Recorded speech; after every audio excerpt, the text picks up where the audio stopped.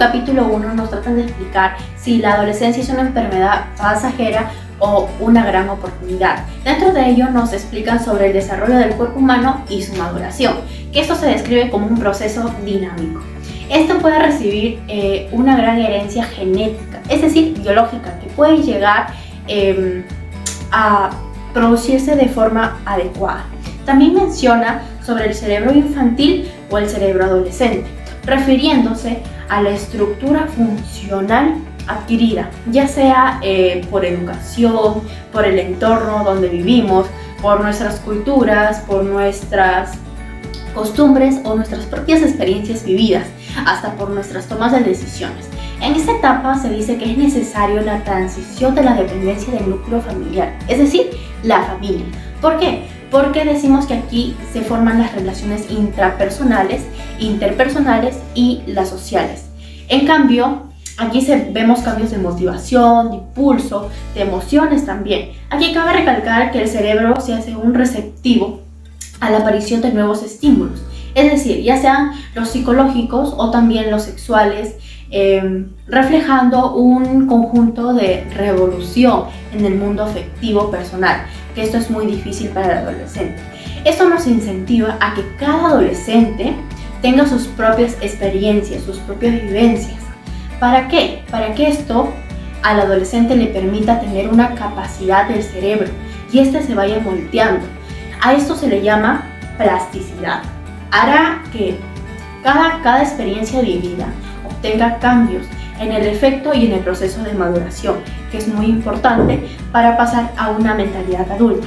El cerebro tiene células y neuronas con terminaciones, es decir, tenemos la materia gris, como vemos en la imagen, y las fibras que se van permitiendo comunicar a las áreas más cercanas o distantes también. También tenemos la materia blanca. Dentro de la materia blanca podemos observar cómo señala la imagen. Ahora les haré una pregunta. ¿La adolescencia es una crisis inevitable? Exacto, sí lo es. ¿Por qué? Porque aquí se da el procesamiento de algunas actividades y estas son muchas más concretas. ¿Por qué? Porque son relacionadas con las emociones y esto hace posible la toma de decisiones del adolescente. Dentro de ellas tenemos al conductismo, que esta es muy conocida. ¿Por qué? Porque influyen mucho los estilos de vida de cada persona.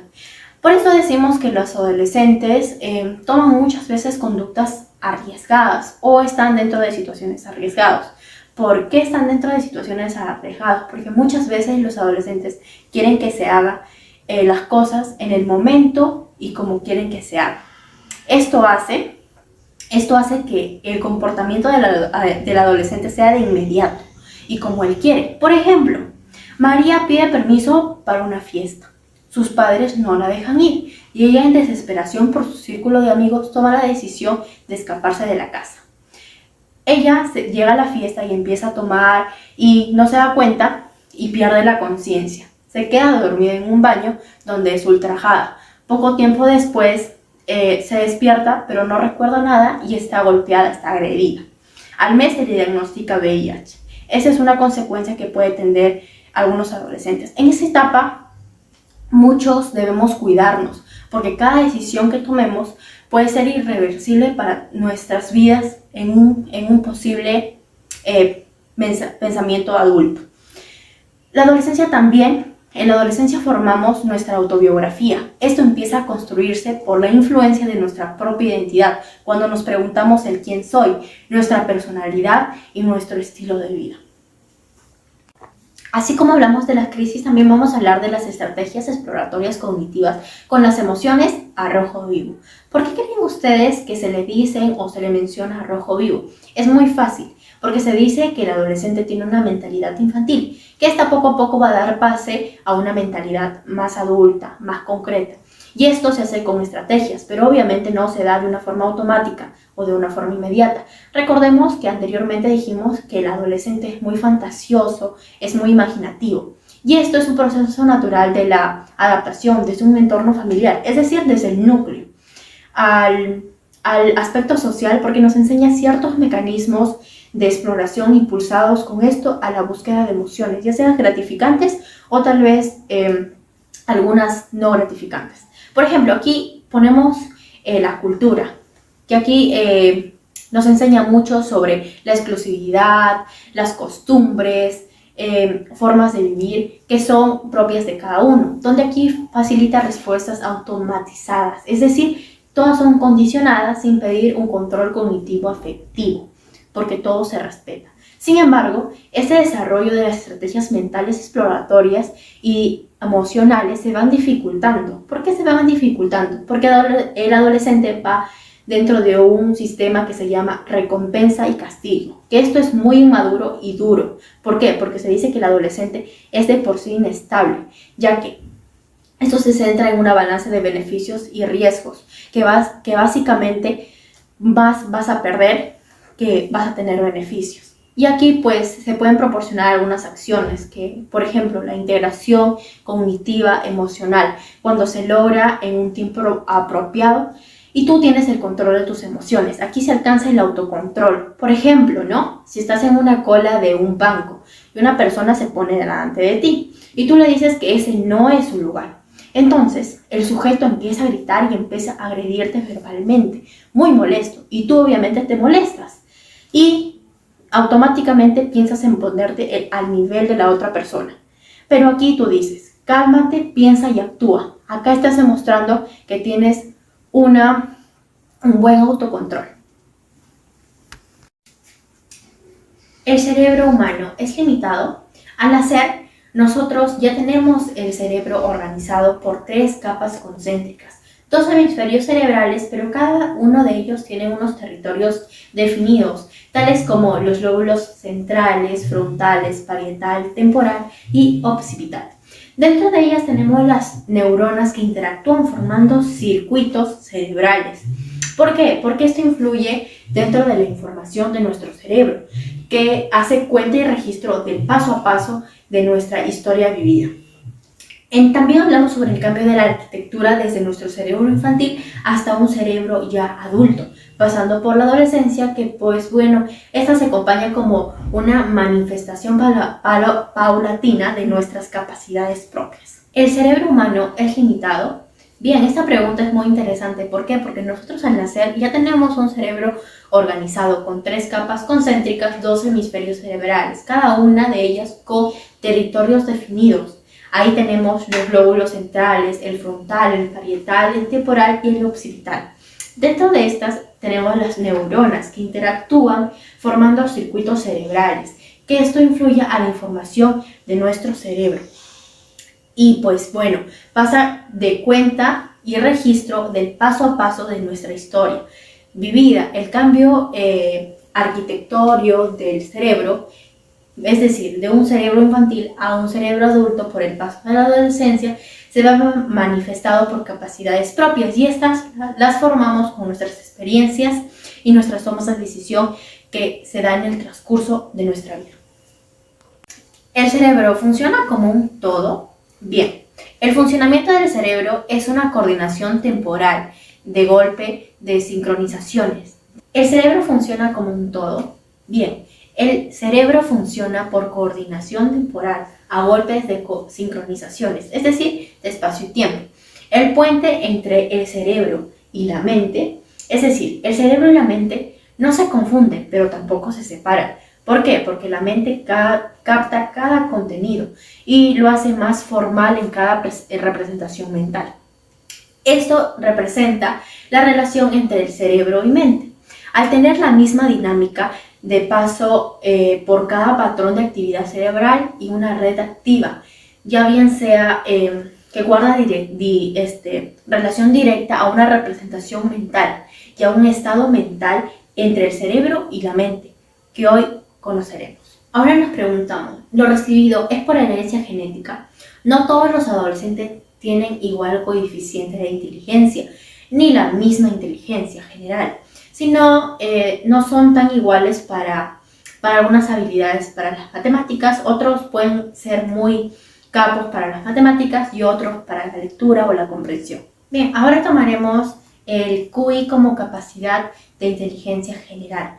Aquí lo que podemos afirmar que hay niños muy inteligentes, pero no son más inteligentes por el hecho de tener más o menos materia gris a cualquier edad, sino que puede ser el nivel de inteligencia que está relacionado con propiedades más dinámicas y de velocidad de maduración.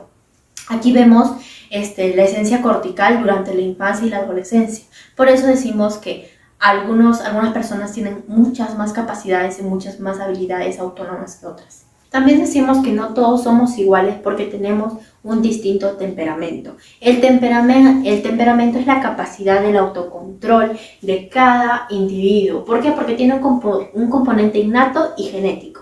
Es obvio que no todo se siente con el mismo impulso de riesgo o la misma situación, pero también en esto existe un gen para la personalidad, pero están combinados de por sí con cortadas secuencias de ADN. Esto nos hace ser una persona a la extraversión, a la apertura de la experiencia, a la amabilidad o capacidad de acogida y también a la conciencia o responsabilidad.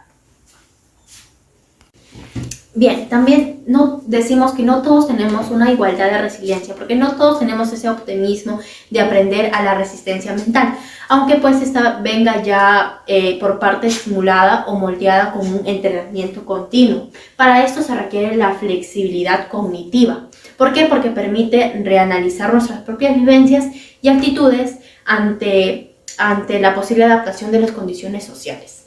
La infancia influye en los adolescentes traumatizados o con algún trauma. Bien, decimos que el maltrato es un generador tóxico porque es el principal riesgo de conducta, tal vez de la delincuencia o también que el niño se vuelva antisocial. Esto requiere una ayuda para el control de las emociones durante nuestro proceso de adolescencia para una adaptación madura y un proceso exitoso para el adolescente. Bien, en este presente capítulo nos dejó de enseñanza cómo son los distintos factores en la fase de la adolescencia. También de forma biológica, de nuestra herencia, nuestro entorno social, nuestras vivencias. También podemos ver sobre el subyacente de nuestra identidad personal, cómo es que nosotros logramos la maduración, las cuestiones de nuestras tomas de decisiones y las relaciones, educación, cultura, también aspecto corporal hacia la sociedad.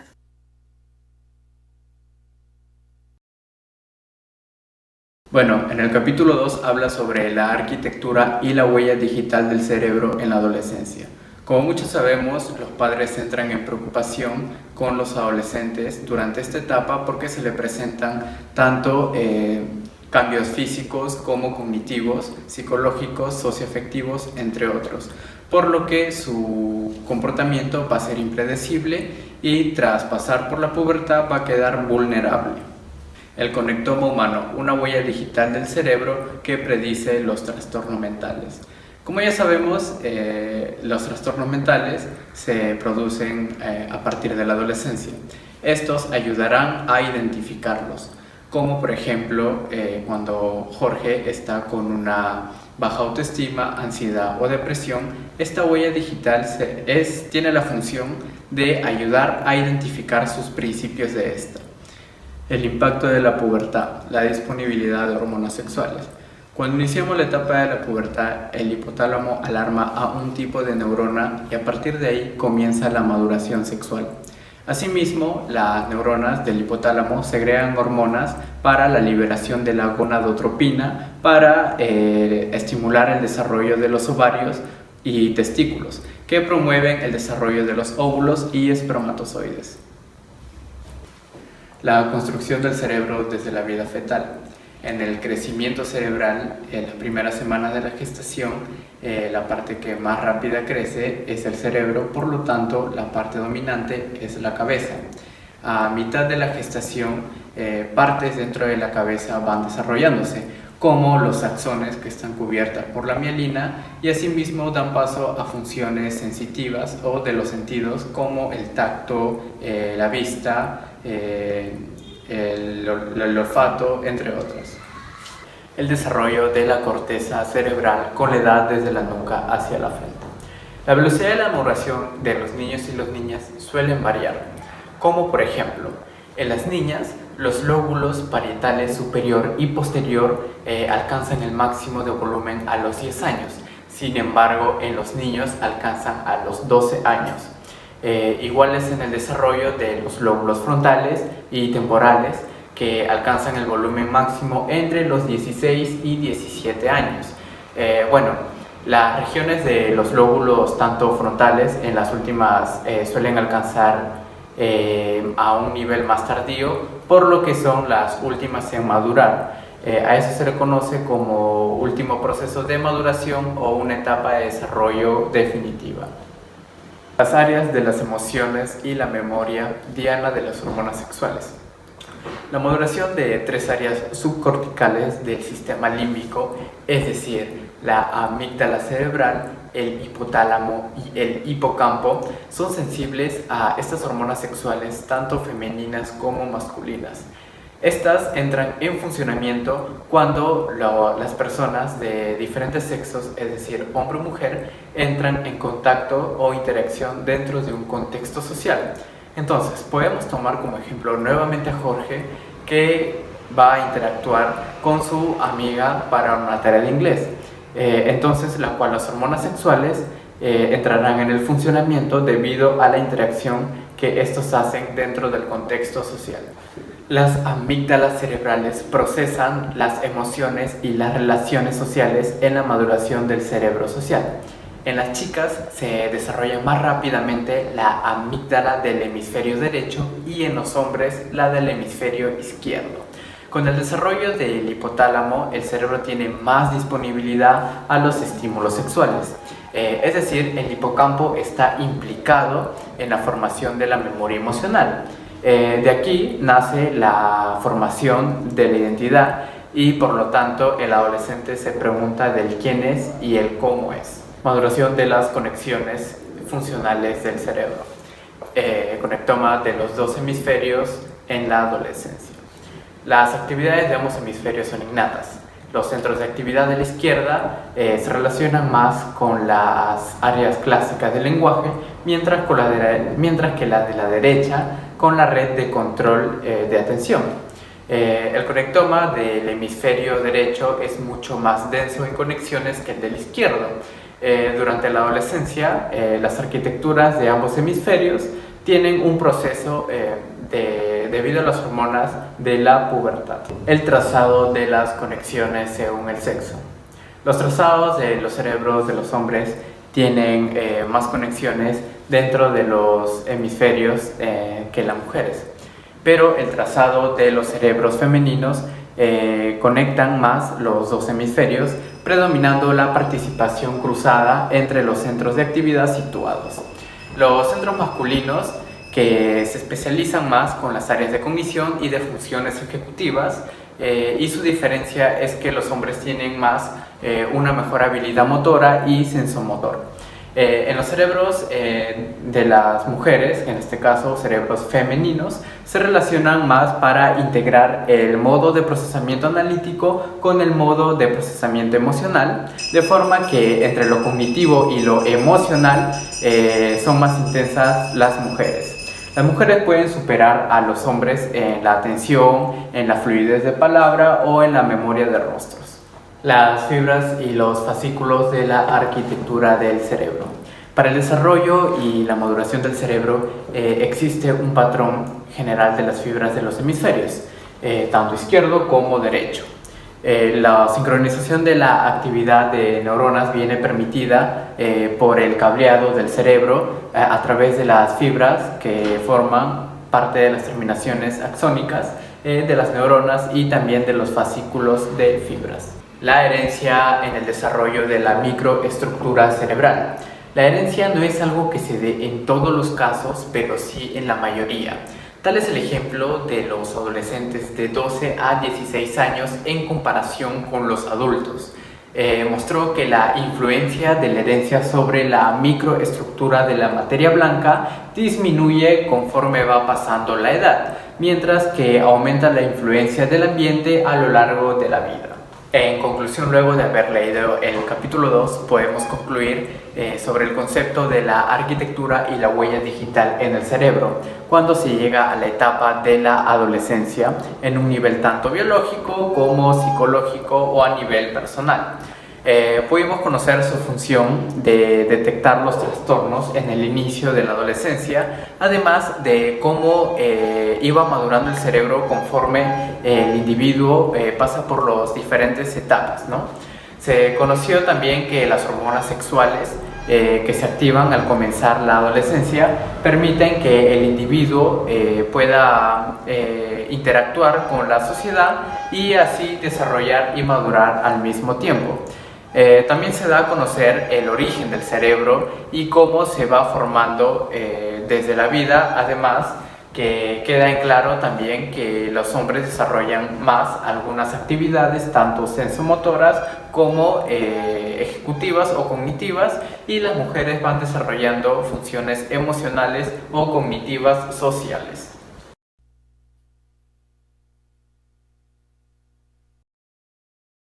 Las emociones básicas se dan a notar en los seres humanos con ayuda de cambios comportamentales, como puede ser en el caso de la alegría, que está representada con una sonrisa, como se puede ver acá, la tristeza con unas lágrimas, como se puede ver acá, o los cambios propios del sistema nervioso autónomo, como puede ser el aumento del ritmo cardíaco en una situación de estrés constante, como puede ser en un asalto, ¿verdad?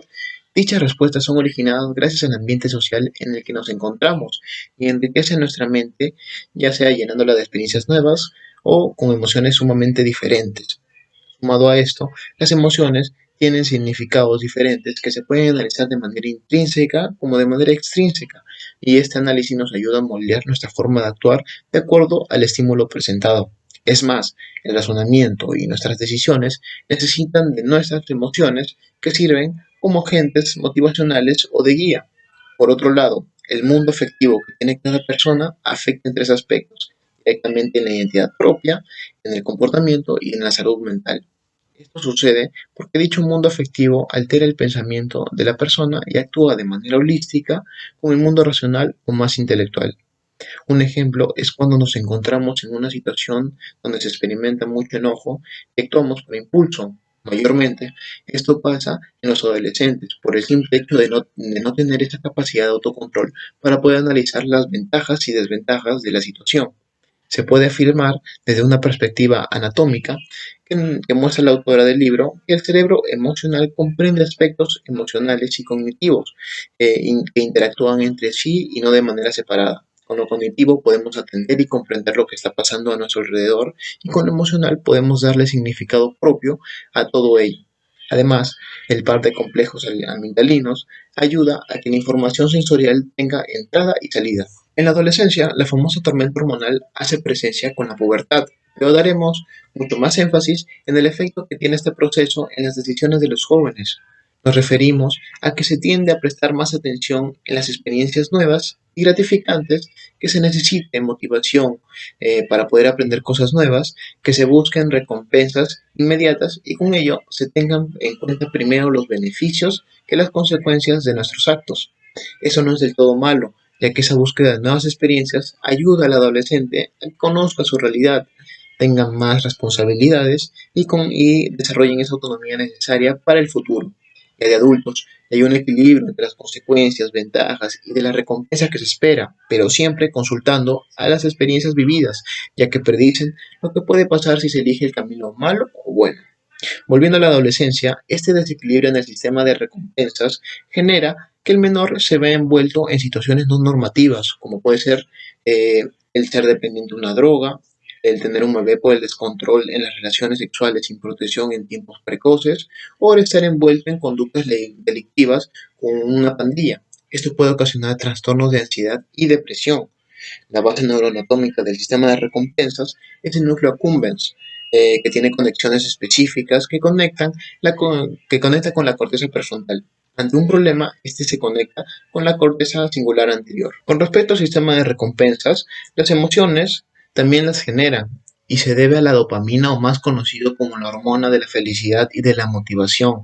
Dicha hormona orienta al individuo hacia lo que él considera gratificante y facilita el aprendizaje de un comportamiento en específico.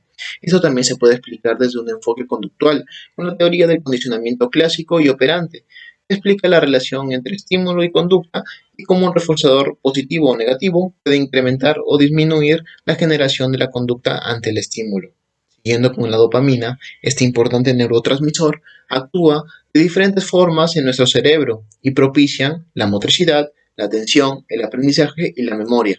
Lo que sucede cuando se llega a la pubertad es que el 30% de las moléculas que recepcionan la dopamina se eliminan y tienen un efecto directo en el comportamiento que no se podía considerar como malo, puesto que la acumulación de experiencias nuevas ayuda a la formación individual. Con todo ello, se pueden explicar las conductas típicas de los adolescentes, como la preferencia en las nuevas amistades de las mismas edades, la búsqueda de la búsqueda continua de nuevas experiencias que lleven consigo un riesgo y una recompensa inmediata para elevar la producción de dopamina, pero dejando de lado las anteriores actividades que les parecían divertidas de niño y el distanciamiento evidente en la relación con los padres. La amígdala cerebral es un agente muy importante en la evaluación del estímulo y en la producción de la respuesta al contener diferentes núcleos que se encuentran por debajo de la corteza cerebral y la zona anterior y medial del lóbulo temporal que reciben y envían información. Según la autora, las amígdalas cerebrales procesan la información que les llegan de diferentes áreas de sus tres núcleos, basal, lateral y centromedial, que regulan la respuesta a través de las neuronas inhibidoras. Evalúa la información sensorial generando una asociación entre el estímulo positivo y negativo y una recompensa o un castigo a través de sus conexiones con regiones de la corteza que traducen la emoción a razón y elaboran la respuesta.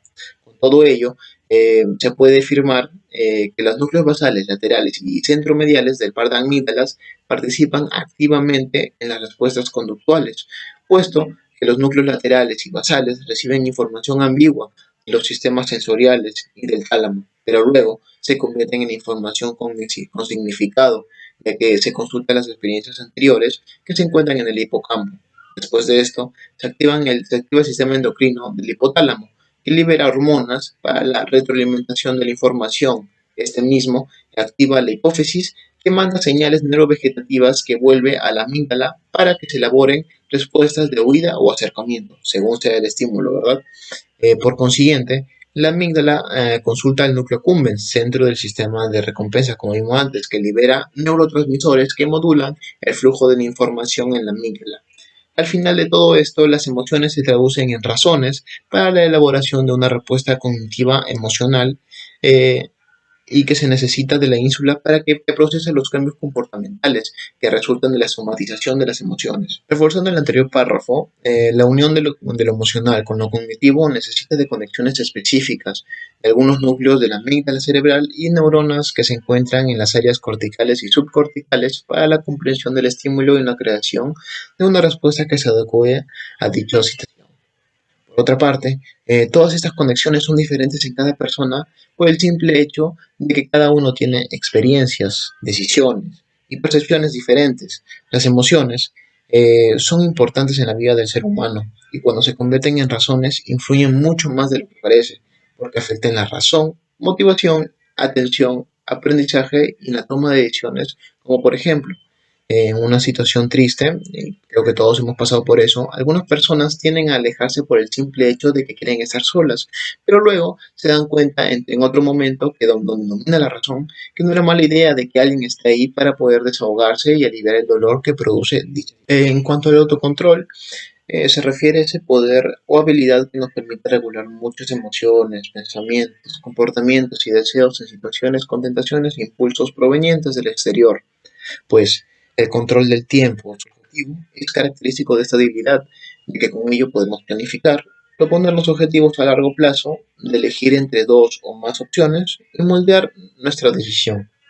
Dicha habilidad contiene dos capacidades distintas y estas son el control cognitivo de los impulsos para recibir una recompensa y o realizar una acción. Con lo primero, permite enfocar nuestra atención y eliminar los estímulos que consideramos distractores para la realización de una tarea en específico.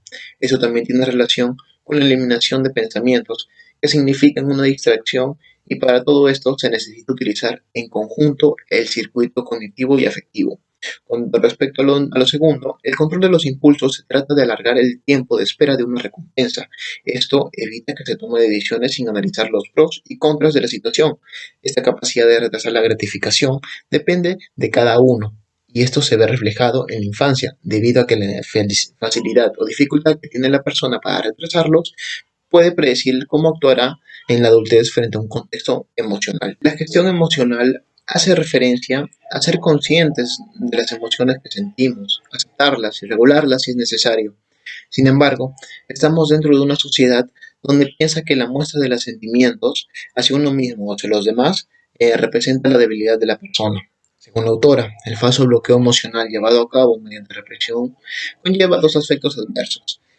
Por una parte genera estrés y aumenta la respuesta vegetativa y por otra ralentiza las tareas intelectuales. En otras palabras, hace que se graben peor las memorias con sucesos con carga emocional y creando una personalidad plana y fría que crea distancias con los demás y que puede llegar a experimentar fobias.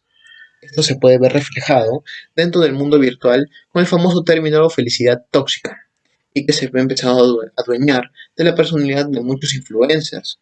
Estos, a su vez, transmiten un significado erróneo de la felicidad y mandan mensajes donde expresan que todos deben estar felices a pesar de todo lo que pasa en su realidad.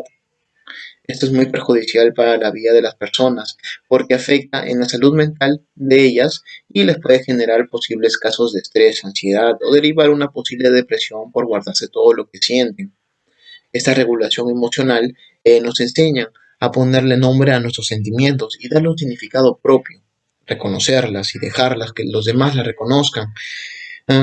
Esto nos ayuda a formar y mejorar nuestra empatía hacia los demás y también ver nuestra situación desde otra perspectiva para poder considerar otras opciones que podrían mejorar el desarrollo de la situación. A modo de conclusión, este capítulo nos habla mucho del poder de las emociones dentro del desarrollo personal, como se une este aspecto con los componentes cognitivos de la persona y cómo afecta a nuestras decisiones, identidad propia, el comportamiento mismo y la salud mental. También nos explica sobre el sistema de recompensas y su órgano principal, el núcleo accumbens. Este sistema afecta mucho en la adolescencia y ya que las personas tienden a tener más expectación a las actividades riesgosas, hacia las recompensas inmediatas.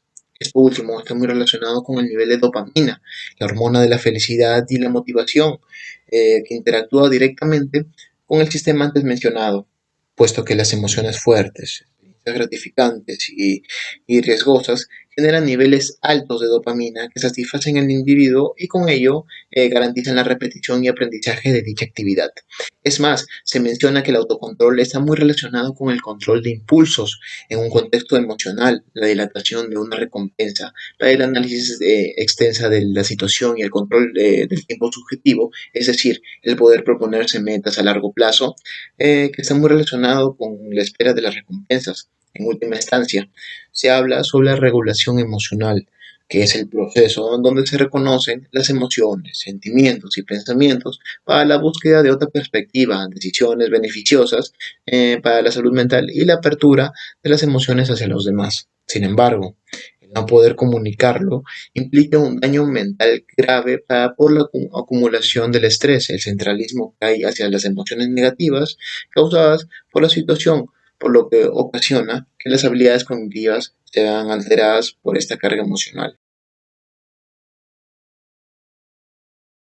Cuando una persona es adicta, viene a hacerse el esclavo de ese algo y llegar a no tener la fuerza de voluntad mínima y necesaria para prescindir de ello.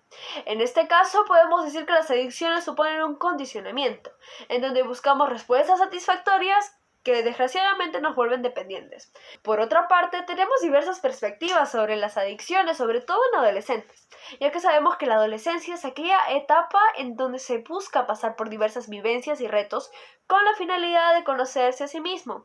Como ya sabemos, los adolescentes están en búsqueda de su identidad, en donde pueden existir tantos factores de riesgo como protectores. En cuanto a los factores de riesgo están las adicciones. Desde la dimensión biológica de las adicciones nos menciona que esta se da desde el sistema de recompensa del cerebro, el cual es un proceso esencial para entender cómo funcionan las adicciones en nuestro organismo como tal. Todo empieza desde el núcleo accumbens, el cual clasifica las sensaciones, ya sean negativas o positivas. Libera el neurotransmisor del glumato y por otro lado las neuronas secretoras que vuelven a transmitir la información sensorial a la misma neurona transmisora de dopamina. Sin embargo, las drogas pueden desequilibrar todo este proceso de recompensa debido a que bloquean el recaptador de dopamina, haciendo que quede libre por todo el espacio sináptico y así la sensación placentera se prolonga. La repetición de este proceso mencionado anteriormente generará un estado de embriaguez en la persona, debido a que se hace difícil tener sentimientos de recompensa sin la droga que lo genere. Así, la corteza prefrontal hace que solo funcione la vía de recompensa, dañando todo el sistema. El exceso de dopamina disminuye los receptores inhibidores, generando descontrol. Además de ello, causan cambios permanentes en las células del núcleo accumbens, disminuyendo el número de sinapsis y cambian el ADN, consolidando el estado de una persona adicta. El alcohol y las sustancias energéticas son muy comunes en adolescentes, pues el efecto excitador del glumato disminuye la inhibición del neurotransmisor GABA. En la secundaria probablemente tenías un compañero de quien todos se reían por no aguantar los efectos del alcohol y rápidamente tenía náuseas y dolor de cabeza. Este hecho está muy explicado en base a que cada organismo es diferente y existen algunos casos predisposiciones a este síndrome de abstinencia. En cuanto a los estimulantes, en los adolescentes son más comunes de lo que creemos. Un ejemplo claro son las anfetaminas, las cuales se usan para tener más energía. Un claro ejemplo son las típicas bebidas energizantes que generan a la larga un rompimiento de las estructuras celulares. Ahora hablemos sobre los trastornos de alimentación, que también entran en el catálogo de las adicciones. Por ejemplo, la anorexia. Es cierto que comer no es una sensación placentera, ni en lo más mínimo. Sin embargo, esta adicción se concentra en la apariencia física. Como consecuencia, la deformación de la imagen corporal y el castigo pasa a ser una recompensa. La adicción por las nuevas tecnologías, por otro lado, afectan a la red neural del sistema de recompensa y crean un comportamiento impulsivo con atención deficiente y menor control. Esto es debido a su inmadurez. El poder crear un perfil en donde pueda demostrar su verdadero yo, sin que nadie los juzgue, parece muy atractivos para los mismos. Un ejemplo claro, por ejemplo, Pablito piensa que la pizza con piña es horrible. Lo publica en un perfil anónimo y no le importa cómo piensan los demás, solo lo publica. Algunos apoyan su comentario y se hace viral, generando sentimientos de satisfacción, felicidad e incluso euforia en Pablito. En cuanto a la adicción al internet, sabemos que esto afecta a las conexiones cerebrales, específicamente las fibras de la sustancia blanca, que conectan circuitos para procesar el impulso motivado por la recompensa emocional, la memoria y el control cognitivo.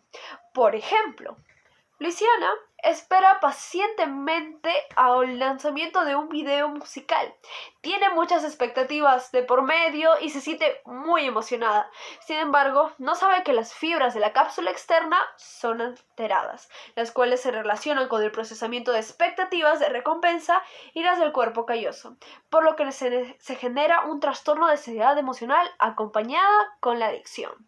El recuperarse de una adicción es incluso mucho más complejo. Para esto, se recomienda conocer la causa principal. Por ejemplo, el consumo de drogas puede ser un refugio para alguien que se siente solo y que necesita desesperadamente una fuente de felicidad que tal vez sus padres no pudieron darle. Para ello, también es importante quitar el estímulo de recompensa, en donde debe actuar la región orbitofrontal. ¿Por qué? Porque esto tramita las consecuencias futuras al controlar las emociones y permitiendo tener el control sobre las decisiones. El control también se apoya en estrategias de conducta que tratan de proporcionar recompensas alternativas para evitar dicho consumo. Un propuesto es el experimento del psiquiatra Mickman, quien llegó a la conclusión que para la rehabilitación del consumo de drogas en adolescentes, su recuperación se debe basar en pasar tiempo libre con familia y haciendo actividades recreativas en asociaciones ya sean culturales o deportivas. Ahora, a modo de conclusión, podemos decir que las adicciones pueden afectar al desarrollo de los adolescentes, social y psicológicamente, en donde se ven esclavizados por su adicción, ya sea por drogas, alcohol, internet o cualquier acción que libere exceso de dopamina en su cerebro y se vuelva dependiente a ello. Sin embargo, se puede solucionar gracias a diversas estrategias que impulsan las motivaciones de ellos, que lo ayudan a convivir con la sociedad y sobre todo consigo mismo.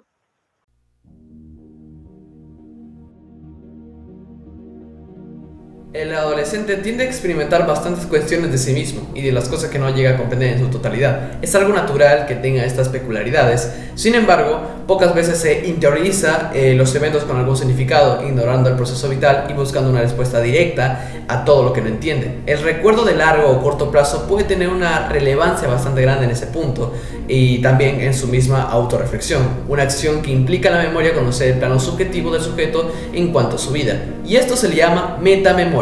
La metamemoria es esencial para guiar el aprendizaje y la toma de decisiones. Otras personas podrían decir que la memoria no tiene nada que ver con la construcción de uno, y eso es totalmente equivocado, ya que si lo no sabían, la memoria puede ejercer diferentes reacciones de las personas desde ciertos reconocimientos. Un ejemplo breve de esto sería cuando estás en un almuerzo, percibes los olores del plato favorito de tu padre, generando recuerdos o reconociendo que esos platos preparan en fechas especiales o por eventos importantes.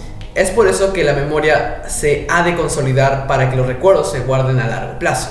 Las consolidaciones en los patrones referenciales refuerzan las conexiones más influyentes del recuerdo principal. La memoria es más que almacenar aprendizaje y recuerdos importantes de nuestra vida. La memoria puede correlacionar los 5 sentidos en un recuerdo tan significativo y actuar bajo alguna emoción. También existen otros tipos de memoria que refuerzan la estructura de la identidad, como por ejemplo la memoria episódica, la memoria procedimental, la memoria declarativa y la memoria perceptiva. Cada una de ellas guarda una relación con las acciones que la persona realiza bajo sus recuerdos. La episódica podría ser un claro ejemplo de ello, ya que el tipo de memoria que ejerce, sean cortos, los recuerdos sean únicos en acotado tiempo y espacio. Asimismo, la memoria no solamente permite conservar las direcciones del mundo físico, sino que también resguarda la información cognitiva y social que nosotros ejercemos con las personas, sea por afectividad o por otro método. Esto se debe que al hipocampo y la corteza entorrinal seleccionan las percepciones que pueden entrar a la memoria, trabajan con enorme eficacia para desechar lo superfluo de las informaciones y retener el contenido seleccionado para guardarlos como recuerdos. Dicho de otra manera, conservan lo más relevante y significativo para preservar la información vital para nosotros. Eso dependerá bastante del enfoque que le brindemos. Por el otro lado, los recuerdos siempre son afectos o guardan relación con el aspecto emocional, ya que las mismas emociones pueden alterar el recuerdo original bajo perspectivas totalmente distintas. A eso se le llama memoria emocional. La consolidación de este tipo de memoria es una muy complicada, ya que la mente humana llega a ser muy frágil y depende bastante del estado anímico del sujeto para brindar una interpretación más que objetiva. Es por eso que varias de las personas, cuando se sienten débiles o tienen una crisis, suelen exagerar bastante con el problema principal de su condición, cuando objetivamente hay soluciones para ello. Es por eso que la salud mental también debería ser una prioridad en cuanto al cuidado personal. Y bueno, la memoria autobiográfica sería un claro ejemplo de ello, ya que este tipo de memoria juega bastante con la emoción y reescribe el recuerdo original por uno que es demasiado exagerado o demasiado dramático, por una que, bueno, absolutamente no tiene nada que ver con el punto que realmente iba. Entonces, esto sea positiva o negativa. Esto mismo podría explicar que la mayoría de adolescentes, cuando está en sus momentos de revivir capítulos de su pasado, los recuerdos mismos parecen demasiado subjetivos en momentos que vendrían a ser el caos emocional. Claro que todo esto dependerá bastante del tipo de recuerdo que llegó a suceder, porque la memoria emocional es muy afectada por eventos traumáticos y abusivos, debido a que cuando la memoria se bloquea, los recuerdos y las vivencias sufridas por el maltrato nunca se van a borrar, sin importar el paso del tiempo y ni siquiera por entrenar estrategias para superarse a sí mismo o recuperarse. Un ejemplo de esto pasaría para las personas que realmente son abusadas sexualmente. Su fragilidad emocional se eleva demasiado y siente la misma sensación de cómo fue la experiencia, y esa misma sensación perdurará a pesar de cuánto tiempo lleve a superar esto.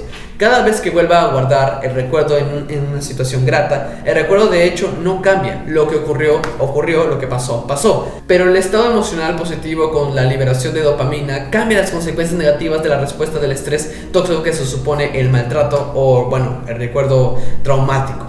¿No les ha pasado que cuando comentan aspectos importantes en el desarrollo de su vida a otras personas, repites básicamente lo que otras personas han afirmado sobre tu persona? Si es así, pues déjame decirte que constantemente realizas teorías de ti mismo, mas no quieres descubrir quién eres realmente por tu crecimiento personal. Lo vivido y lo aprendido se configura en la memoria autobiográfica, siendo este tipo de memoria una fuerza unificadora de las experiencias que nos permite vivir en instantes de presente y al mismo tiempo tener conciencia de nuestra historia personal, al poder recordar las vivencias, las alegrías o los sinsabores.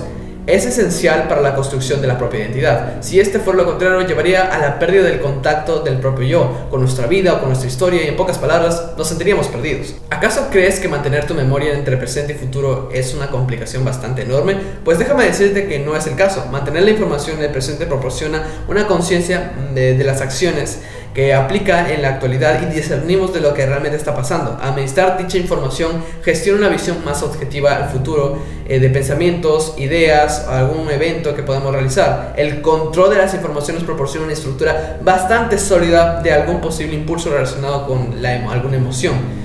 No tenemos que ignorar nuestro presente para enfocar en el futuro. Podemos hacer ambas cosas. Los estudios de neuroimagen revelan que tanto la corteza prefrontal como los lóbulos temporales mediales se activan intensamente por la prospección. Esto provoca que existan simulaciones mentales a emociones positivas como negativas. En las positivas activan un sistema de recompensa que en caso de futuros va a ser muy satisfactorio, y en el caso de las negativas van a activar la misma simulación o la misma sentido de recompensa, pero que va a activar regiones posteriores del mismo y de la amígdala. Para que quede aún más en claro este punto, señalaré un ejemplo bastante básico. Supongamos que yo me imagino mi cumpleaños con regalos, amigos, compañía y siempre deseaba tener. El sistema de recompensa se activa porque yo me proyecto en un resultado bastante beneficioso para ese día.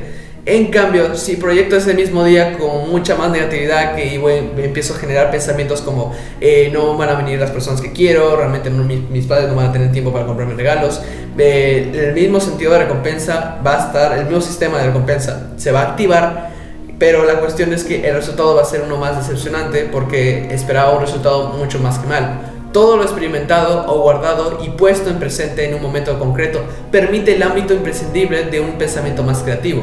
Un ejemplo de esto estaría cuando las personas que tuvieron dilemas en su pasado, pero en el transcurso de su vida, tienen una segunda oportunidad para hacer mejor las cosas, recordando todos los eventos que lo llevaron a ese punto, solo para reafirmar y buscar otras ideas ingeniosas para lo que deberá hacer ahora mismo. Como conclusión final de este capítulo, podría decir que la memoria fotográfica y la episódica hacia recuerdos ya vivenciados aportan de manera significativa en la construcción de uno mismo. Siempre hemos escuchado el argumento de que el pasado no nos define y el resto de nuestra historia, pero luego de haber leído estos capítulos, mi perspectiva con ello ha cambiado de ser una mucho más indiferente, ya que varios de los recuerdos, ya sean buenos o desagradables, aportan bastante al aprendizaje de uno. Aquellos recuerdos que deseamos olvidar por motivos más que entendibles puede tomar sentido en el camino cuando nos vayamos dirigiendo al objetivo que queremos. Claro, el presente y el pasado pueden ser combinados si sabes mantener el mismo sentido donde vas direccionándote. Pasamos toda nuestra vida afirmando teorías sobre nosotros mismos, por esos recuerdos, cuando en realidad la sociedad es la misma que te juzga y reconoce aquello que realmente eres. La emoción nubla el juicio de las personas, perdiendo la objetividad y la credibilidad del cómo uno puede ser cómo puede ser el recuerdo que lo que realmente haya marcado. O sea, mejor dicho, la emoción puede afectar el recuerdo original. Los adolescentes tienden a experimentar cuestiones esencialistas por falta de una respuesta más clara de lo que son. La mayoría de personas creen que el pasado es un obstáculo. Otros consideran que lo aprendido por errores cometidos es más que rescatable. En mi noble punto de vista, puedo decir que la respuesta de quiénes somos o qué hacemos en este mundo viene de lo que uno va construyendo o recolecta, y lo que aprende también de su vida, rescatando ambas partes de que uno desea atesorar o olvidar. Como último punto, solamente me quedaría mencionar que la memoria a largo plazo o corto plazo siempre debe mantenerse presentes en uno mismo, ya sean buenas o malas vivencias que uno tuvo, porque el sentido que nosotros le damos a nuestra vida construirá el futuro que pocos se atreven a soñar.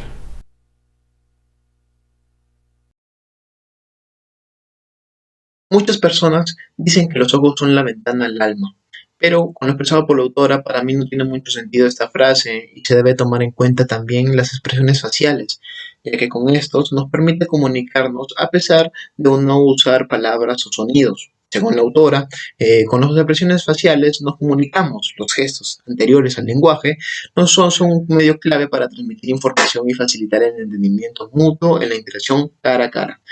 Con lo dicho por la autora, podemos afirmar que no hay un mensaje más real que del propio cuerpo, es decir, en las emociones y los propios cambios comportamentales y o faciales no existe un mediador donde la razón o nuestros intereses permitan modificarlos a nuestro gusto para poder mostrar otra reacción. Dicho mensaje es genuino y contiene muchos significados. Se sabe que el menor sigue el ejemplo de los padres, ya sean buenos o malos, pero los gestos que hacen estos en un comportamiento en específico de los menores les sirve como guía para seguir o no actuando de esa manera y es muy importante su desarrollo social y emocional. A modo de contextualización, cuando un menor se encuentra en una reunión con sus pequeños amigos y juegan de manera brusca y no aceptable para el ojo público, y la madre cambia su rostro mostrando incomodidad y enojo, por lo que el menor lo nota y para que se sienta aceptado por su cuidador se tranquiliza y juega de otra forma. Las expresiones faciales son universales y tienen la capacidad de mostrar emociones a través de ellos. Con todo lo que conlleva, podemos interpretar tanto pensamientos, reconocer deseos, impulsos o intenciones de otra persona. Para esto, el cerebro se enfoca mucho más en lo característico de las emociones en las expresiones faciales. En otras palabras, cuando se trata de una reacción propia de la felicidad, el cerebro presta más atención en la sonrisa, en el caso de la tristeza, en los ojos y en la boca. Por otro lado, la empatía, habilidad innata de los mamíferos, permite que nosotros podamos reconocer los sentimientos del otro, ponerse en su lugar y ver la situación de otra perspectiva. Esto aporta mucho a nuestras habilidades sociales y en la manera en cómo socializamos con las demás personas. Es más, contiene y combina elementos cognitivos tanto como la observación, la memoria, el conocimiento, el razonamiento y la comprensión para poder entender lo que siente uno y lo que puede estar pasando dentro de su cabeza, ¿verdad? Un conjunto de redes de circuitos neuronales que forman el cerebro social nos permiten percibir el significado emocional de un gesto, somatizar en la emoción que nos despierta, entenderla y elaborar la respuesta personal hacia la otra persona. Como toda habilidad, se desarrolla y mejora con el tiempo, pero con la llegada de la era tecnológica se complica mucho más, ya que vivimos en una sociedad que ha adoptado las redes sociales en su día a día y el cerebro debe evolucionar para reconocer los sentimientos, pensamientos y las señales sociales a través de estos medios. La empatía es muy importante en la vida de los seres humanos porque significa una parte esencial de la interacción social y esto se debe a que como somos seres humanos que necesitan de otras personas para existir, eso nos permite ir al mismo ritmo que van a las demás personas en varios ámbitos cotidianos como pueden ser el trabajo, la universidad o nuestro hogar. Es importante destacar que la empatía difiere según hombres o mujeres y se puede explicar con los cambios hormonales que hay dentro de la adolescencia y se unen con sus receptores predominantes en áreas cerebrales diferentes en cada sexo. En las mujeres domina mucho más la empatía emocional y en los hombres la empatía cognitiva. La primera es la capacidad de comprender los sentimientos o pensamientos poniéndonos en el lugar de las otras personas. En cambio, la otra empatía significa comprender, reconocer y entender lo que está sucediendo con la otra persona, pero tomando en cuenta nuestro intelecto y no lo emocional.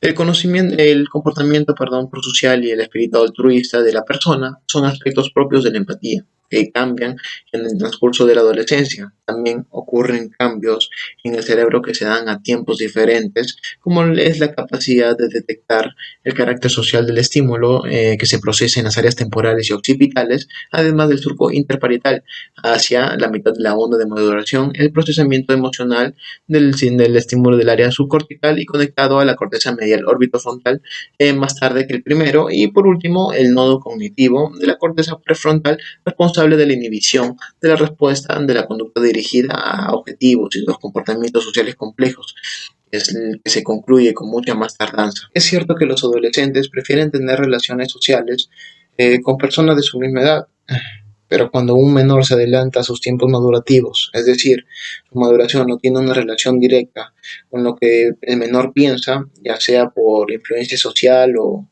por otro factor, afecta mucho en su personalidad y permite que sean más sensibles al rechazo o aceptación de los grupos sociales que quiere conformar. Esto conlleva a que pasen mucho más tiempo con sus amigos y adoptar algunos comportamientos negativos para poder encajar en el grupo. Según la autora, esta situación a veces es fácil que comiencen a probar comportamientos que antes consideraban negativos, sin más razones que el hecho de que sus amigos lo dicen o lo hacen. Es más, la presencia de los compañeros aumenta mucho más el riesgo que asumen. Con esto se puede decir que al tener un pensamiento que no correspondiente a nuestra maduración, puede hacernos muy susceptibles a los comentarios de los demás, adoptar como nuestros comportamientos negativos, y el riesgo aumenta cuando nos juntamos con personas cuando sus comportamientos, pensamientos son tóxicos y nocivos para nuestro psique, que puede llevarnos a tomar malas decisiones y a adentrarnos a situaciones nada favorables para nuestro desarrollo. Además, las personas que no recibieron atención por parte de los padres o cuidadores tienden a entrar a grupos con comportamientos agresivos, violentos y donde hay un líder con actitud autoritaria o fascista. Ligado a lo anterior, es de suma importancia que la atención que tienen los progenitores sea buena u óptima para el menor en tiempos precoces, puesto que ayudará al desarrollo de las habilidades sociales como la gestión de estrés, la agresividad y las conductas de riesgo. La razón neuroanatómica es que hay neurotransmisores como la oxitocina y vasopresina que tienen relación con el nivel de confianza de la persona, que solo se liberan con la satisfacción completa de sus necesidades en edades tempranas por sus cuidadores principales. Pero ¿qué es lo que pasa cuando no se cumplen las expectativas de un grupo hacia un integrante en específico? Pues las personas que lo conforman tienden a la exclusión social de ese y por el miedo de que pasen por lo mismo y se someten a las órdenes típicas con el objetivo de desprestigiar a esta persona, como pueden ser las difusiones de rumores o usar la agresividad y las ofensas para hacerlo sentir menos, más conocido como el bullying. Con todo lo anterior nos referimos al ostracismo, que afectan en gran medida a la autoestima, pertenencia social, el autocontrol y el sentido mismo de la existencia. Esto puede derivar algo mucho más grave como las fobias sociales que experimentan las personas que sufren esto y en problemas en su autopercepción. Esto se puede explicar con el efecto Pigmalión, que hace referencia a la potencial influencia que tiene una creencia externa de una persona hacia la autoestima, autoeficacia y el rendimiento de otra. A modo de ejemplo, tomando en cuenta todos los aspectos mencionados anteriormente, Juan está cursando segundo de secundaria, pero cambia de colegio bruscamente por una situación personal. Él intenta integrarse lo que más pueda y ve que hay un grupo grande en su salón que solo lo conforman los chicos. Entonces, para poder integrar a ese grupo, tiene que pasar por su iniciación al estilo película yankee y se trata de hacerle algo malo a la profesora. Entonces, él entiende que pueden expulsarlo por eso y se niega a hacerlo. Lo que el grupo hace es excluirlo sin oportunidad de integración, pero no se quedan satisfechos con eso, sino empiezan a difundir rumores de que él está consumiendo tabaco y se masturba en el colegio, en el baño del colegio, para que las niñas les tengan asco. Él sabe que no es así, pero ya todos en el salón escucharon el rumor y se alejan de él. Lo que sucede aquí es que esos comentarios influyen mucho en su autopercepción y tiende a aceptar lo que dicen los demás hasta el punto que le da vergüenza exponer sus tareas o poder reunirse con otras personas dentro del colegio por miedo a lo que piensen de él. En cuanto a la autoestima, es el conjunto de percepciones, pensamientos, evaluaciones, sentimientos y conocimientos propios que hacen ver nuestra forma de ser y aceptarnos como somos. Antes se teorizaba que era por el nivel de autoconocimiento que poseía una persona, pero desde un enfoque más social hay situaciones en que la persona se compara con otra y trata de ver la mayor cantidad de defectos de ella para poder hacer su persona y su valía. En muchos casos, los niños saben su forma de ser por las descripciones externas de otras personas. En la actualidad, la autoestima se ve afectada por las redes sociales porque al tener la libertad de poder crear y mostrar tu perfil por medio de publicaciones o historias, permite que las personas engañen a las demás y se engañen a ellos mismos.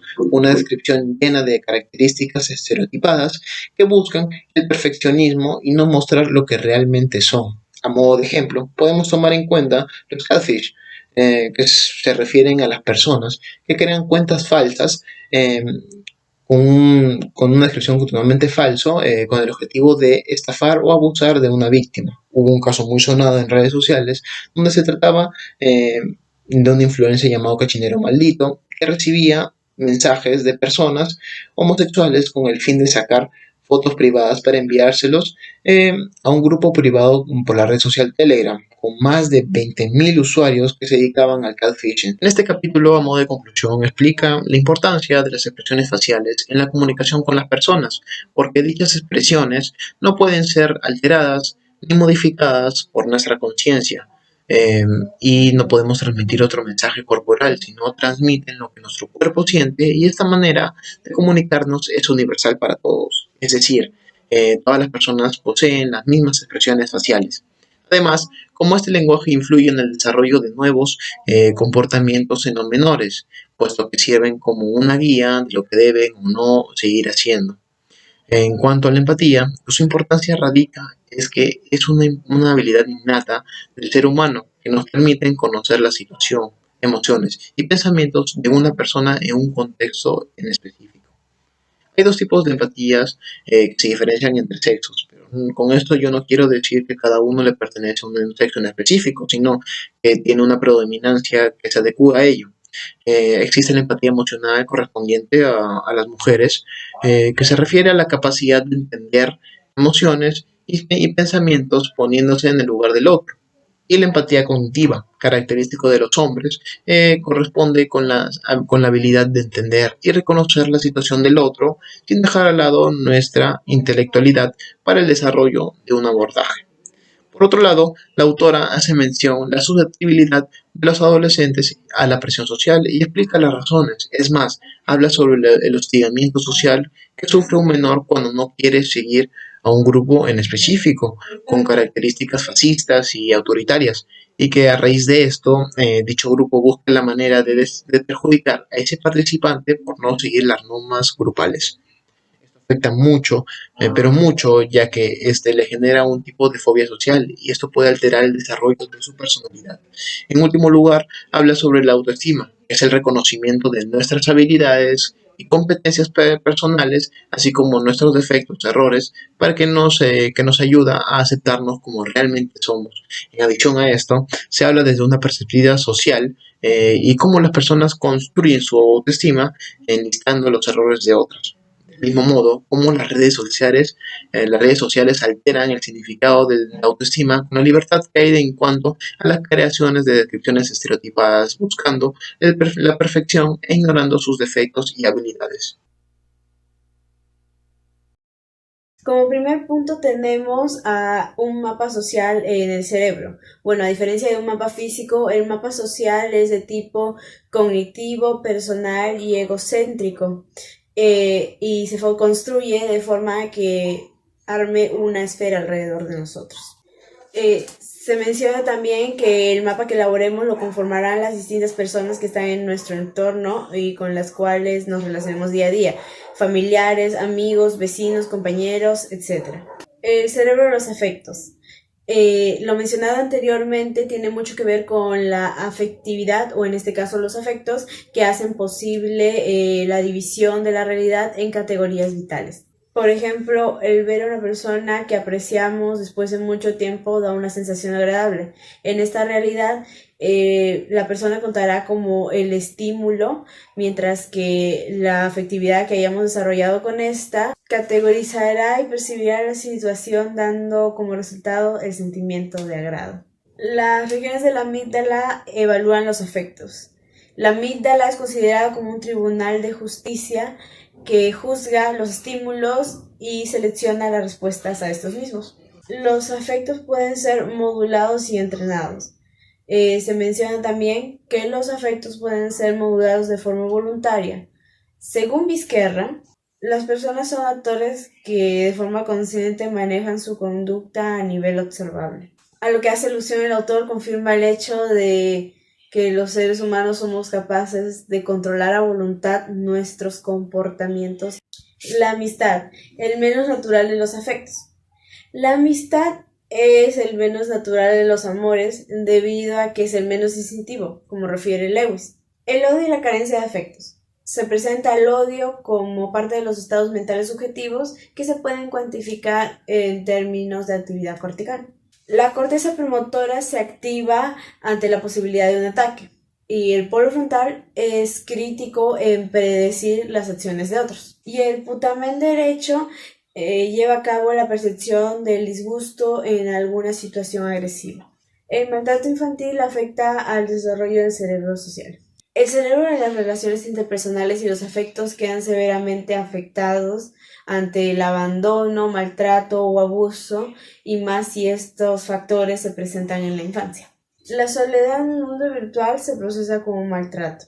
En la mayoría de los casos, especialmente en la adolescencia, el fracaso en la búsqueda de la interacción lleva a la represión de los sentimientos. Vale la pena prestar atención a señales que son formas concretas de rebeldía en la adolescencia y que pueden representar el lenguaje en el que se encuentra su dolor oculto. El enamoramiento, un afecto que tiende a la fusión. El cerebro de los estímulos sexuados. Se hace referencia a que el cerebro se vuelve más sensible ante los estímulos sexuales debido a la liberación de hormonas en la pubertad. Sin embargo, estos estímulos son diferentes entre hombres y mujeres, al igual que las respuestas. El enamoramiento es un afecto que se dirige a una persona en específico, es en cierto modo involuntario. Se le considera también un vínculo de apego con un componente erótico que ata a los enamorados. La red neural que procesa por doble vía el enamoramiento. Para enamorarse, por un lado, se necesita de la fuerza atrayente que active la vía de recompensa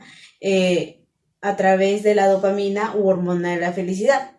Por otro lado, se necesita enfrentar las distancias personales y desactivar la desconfianza, para lo cual se utiliza la oxitocina u hormona de la confianza. En esta vía de atracción, por lo general, la vista desempeña un papel importante. Por ejemplo, Lucas y Sofía llevan un tiempo de tener una relación por internet. Cabe aclarar que ellos nunca se han visto cara a cara, pero un día deciden hacerlo. En el primer instante en que Lucas y Sofía se ven, en ellos crece una emoción muy grande, incluso sin haberse hablado todavía. Los estímulos que presenta la persona amada alimentan el sentimiento y constituyen el acercamiento. El componente erótico, deseo sexual presente en el enamoramiento. El deseo sexual se manifiesta en la adolescencia mayormente con fuerza, por lo que es necesario una dosis de autocontrol. La condición sexuada de cada individuo es importante, debido a que en la identidad personal se debe acoplar la identidad sexual. Un vínculo universal vivido de diferentes formas. La diferente dinámica entre ellas y ellos. Según el sexo, los impulsos y prioridades afectivas son diferentes. Por un lado, las chicas se vuelven más sensibles a las emociones de aprobación o rechazo, y su objetivo principal es generar relaciones sociales de forma grata. Mientras que los chicos demuestran poco interés por el trato social y se inclinan más por los deportes y el sexo. La diferente respuesta a la infidelidad. En los hombres, ante una situación de peligro en la relación ante la aparición de un tercero, se activan las áreas que tienen que ver con las conductas sexuales y agresivas. Mientras que para las mujeres se activan las neuronas del surco temporal superior e implicado en la percepción. La configuración de la identidad personal sexual en la adolescencia. El sexo psicológico. Con la pubertad, el sexo psicológico debe ser asumido por la convicción íntima y además este debe ser reconfirmado. Sin embargo, existen factores que pueden interferir en este proceso, las cuales se reducen a un desahogo instintivo y generan una banalización en el profundo significado del amor sexuado. La libertad sexual libremente elegida. Se considera la libertad sexual como la elección solo de comportamientos que dan preferencia a ciertos estímulos sexuales a los cuales se confían incluso las propias respuestas. Conclusión general del capítulo. En este capítulo se resalta la importancia de formar un mapa social y cómo este se va construyendo con la afectividad en nuestras relaciones que formemos alrededor de toda nuestra vida. Hace referencia también al papel que cumple la amígdala como el modulador de las respuestas a las señales sociales. Asimismo, se hace mención al odio como un sistema de autodefensa y no necesariamente solo como la carencia de amor. Por un lado, se muestra el enamoramiento como una etapa de obnubilación y la importancia de las hormonas de dopamina y oxitocina en este. Por otro lado, se da a conocer el deseo sexual, el cual se presenta con mucha más intensidad en la adolescencia, por lo cual se hace énfasis en que debe haber cierto autocontrol en esta etapa, para que de esta forma no se confundan los roles sexuales y el sujeto pueda escoger libremente su papel y orientación sexual.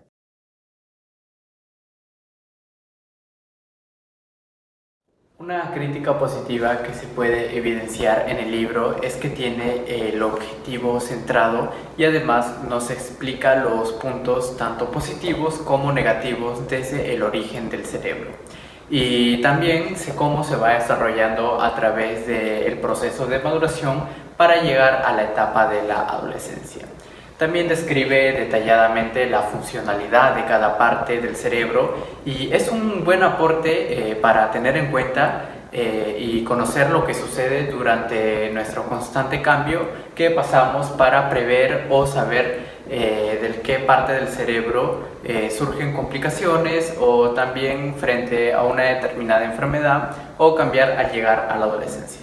Otra de las críticas positivas es que divide los temas en capítulos, es decir, se presenta de manera ordenada, no combina lo biológico con lo social o lo social con lo cognitivo, sino que se diferencia y se puede tener en claro los conceptos que se presentan en cada subtítulo. También podemos tener una mejor comprensión conforme vamos leyendo cada capítulo del libro.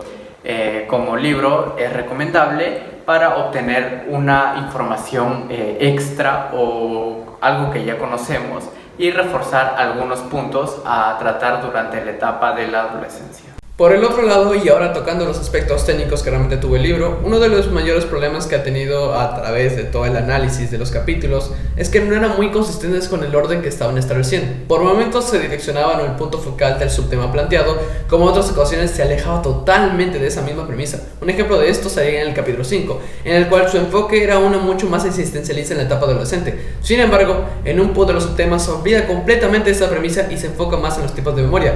Esto no debería ser nada malo si continuaran con el ritmo que se estaban estableciendo. No es algo que dañe el capítulo en sí, pero sí se nota bastante la inconsistencia que hubo entre esos temas.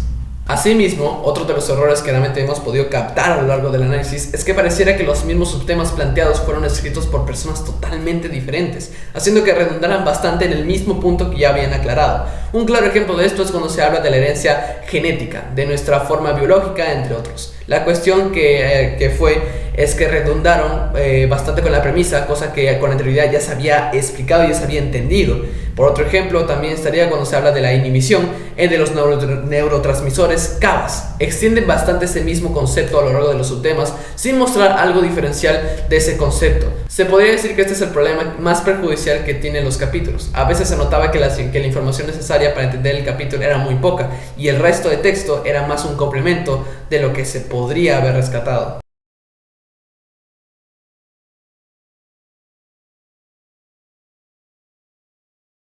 Bien, el libro de Jorge Barudy llamado Los buenos tratos en la infancia, que hizo junto a su esposa Dan Tacnan, habla sobre los tipos de problemas que sufren los padres en la primera etapa de un menor y cómo afecta en el desarrollo cognitivo, afectivo, biológico y social. Es más, ayuda a prevenir las futuras complicaciones que se pueden sufrir en la adolescencia.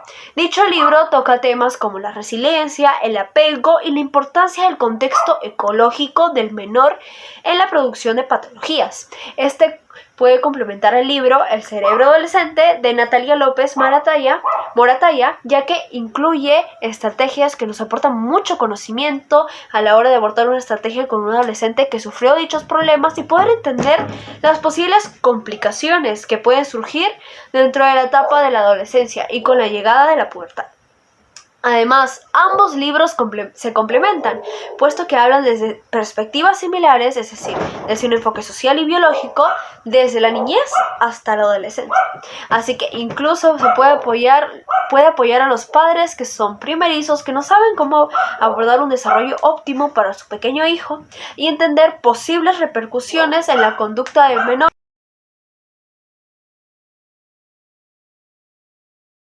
Aporte de la obra al estudio del desarrollo humano. El aporte de la presente obra para el estudio del desarrollo humano es el origen de cómo se va desarrollando las estructuras bases para el crecimiento óptimo de los adolescentes. Incluso tener la capacidad de reconocer los factores intervinientes que afectan al individuo en esta etapa. Asimismo, permite prevenir o dar indicaciones sobre cómo comprender o brindar medidas tanto de atención como de protección al individuo para prever acontecimientos futuros no normativos que se presenten en la adolescencia. Bien, ahora vamos a hablar sobre un punto beneficioso que pueden brindar los psicólogos para un mejor abordaje y comprensión en el estudio del adolescente. Desde el estudio tanto biológico como psicológico del adolescente se pueden ver distintos factores desarrollándose de una manera eficaz y más correcta en la autonomía del individuo, ¿no? Para llegar en esta etapa de la adolescencia, para que éste se pueda identificar, pueda hacer su proceso de maduración con mayor éxito y se pueda entender y ayudar a sí mismo.